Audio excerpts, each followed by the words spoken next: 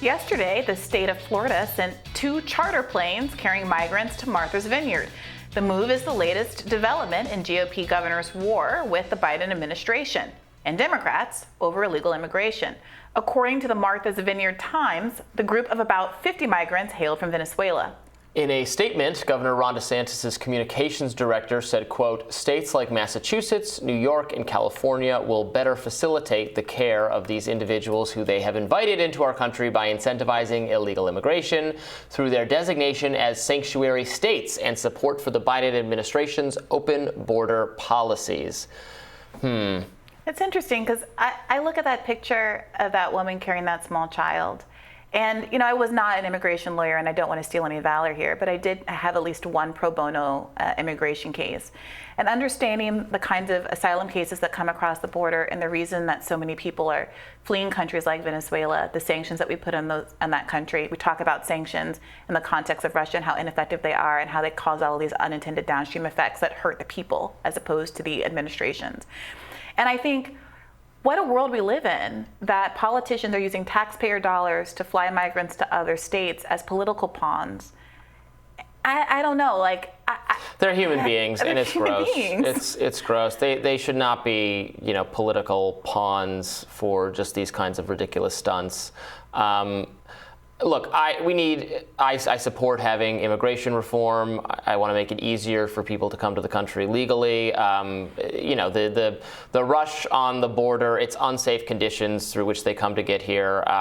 It's not good for them. It's not just a concern about crime and everything else. It's unsafe for them. It's unsafe conditions.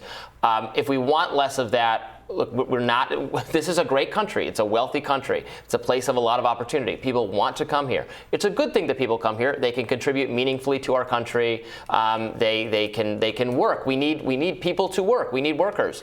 So we should change our immigration laws. We should make it easier to come here legally. Don't have to wait in line for forever. Don't have to prove, political persecution. You should just be able to come here and work and contribute productively to U.S. society. The Republican fear that, we can't let, especially Hispanic immigrants in because they're all going to vote for Democratic policies is clearly not true. It's been totally debunked.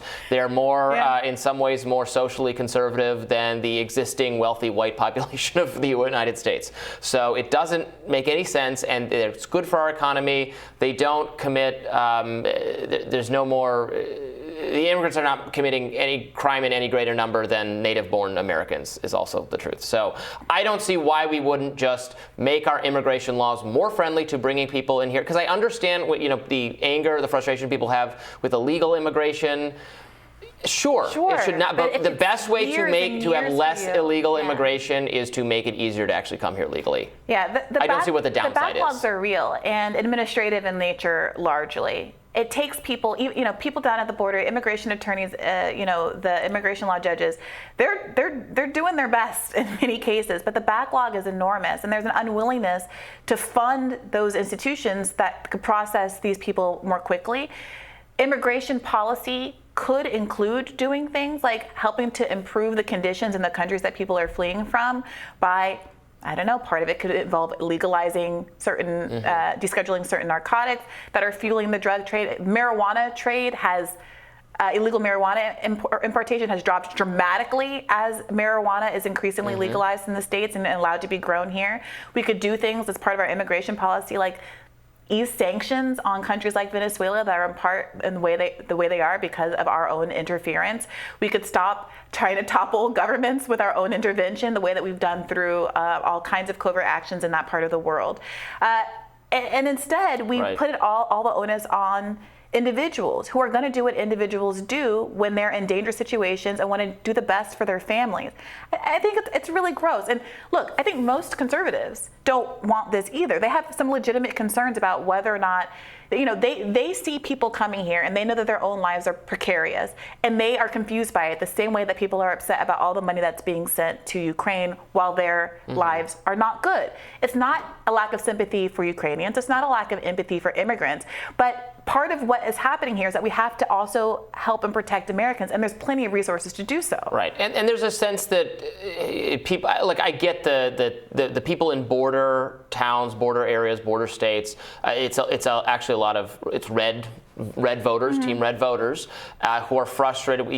Seeing the images of people coming across in this very unplanned, haphazard, and unsafe way, and say, "Oh, this is what you want." Democrats and liberals who are in distant parts of the country not having to deal with the fallout of that. So I understand that, but the way to fix that is just to fix the immigration process, to disempower the human traffickers, the drug smugglers, the armies of truly evil people in our southern border in Mexico who have contributed to that country becoming a failed state, and we can disempower them.